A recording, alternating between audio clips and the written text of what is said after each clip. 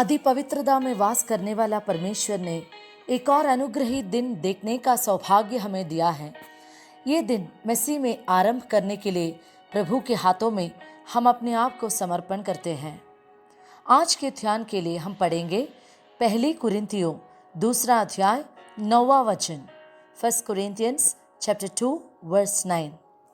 परंतु जैसा लिखा है, जो बातें आंख ने नहीं देखी और कान ने नहीं सुनी और जो बातें मनुष्य के चित्त में नहीं चढ़ी, वे ही हैं जो परमेश्वर ने अपने प्रेम रखने वालों के लिए तैयार की है।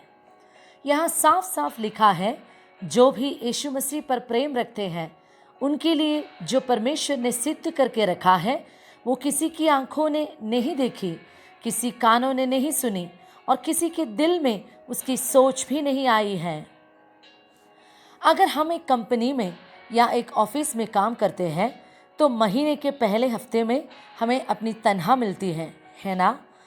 अगर एक कंपनी अपनी कर्मचारियों से इतना वफादार है तो क्या हमारे सृष्टिकर्ता, अपनी लहू से हमें छुड़ाने वाला हमारा परमेश्वर यीशु मसीह हमसे भरोसेमंद नहीं है? निश्चय ही वो है। रोमियों की पत्री 8वां अध्याय 32वां वचन में लिखा है, रोमन्स चैप्टर 8 वर्स 32, जिसने अपने निज पुत्र को भी न रख छोड़ा परंतु उसे हम सब के लिए दे दिया, वो उसके साथ हमें और सब कुछ क्यों न देगा। शायद हम पूछेंगे कि मेरे जिंदगी में तो रोज एक के बाद एक नहीं तो दूसरी समस्या आती रहती है, लेकिन प्रियो, उस समस्या में डूबने के लिए परमेश्वर ने आपको कभी नहीं छोड़ा। अगर आपकी जिंदगी की यही समस्या किसी दूसरे के जीवन में हो जो यीशु मसीह को स्वीकार नहीं किया है, तो वो कब का अपनी जिंदगी खत्म कर दिया होता। उनको प्रेम कीजिए और उनके प्यार को चख कर देखिए। कुछ लोग ऐसा कहते हैं कि प्रभु में आने के बाद तो रोज कठिनाइयाँ होंगी, रोज हमें बहुत कुछ सहना पड़ेगा, हमें समूह में अच्छा सम्मान नहीं मिलेगा, बच्चों की शादी अच्छे घरों में नहीं होंगी, परिवार वाले हमें छोड़ देंगे, रिश्तेदार हमसे दूर होंगे। मैं ये नहीं कहती कि मसीह में आने के बाद हमारी जिंदगी में क्लेश और दुख बिल्कुल नहीं होगी या हमेशा सुख ही सुख होगा, लेकिन एक बात मैं ज़रूर कहूँगी कि दुख होगा, समस्या होगी, संकट आएगा, लोग शायद मजाक उड़ाएंगे, लेकिन इन सब के ऊपर आखिर में वो हमें जयवंत बना ही देगा। हर पल में प्रभु की शांति हमारे अंदर ही अंदर हम महसूस कर सकेंगे। जरा सोचिए, अगर कोई पढ़ाई में उत्तम श्रेणी में जीतता है तो उसे राष्ट्रपति से पुरस्कार मिलता है। कोई स्पोर्ट्स में प्रथम श्रेणी में आता है तो उसे खेल रत्न पुरस्कार, जो स्पोर्ट्स का परमोन्नत पुरस्कार माना जाता है, वो देकर उसका आदर करता है।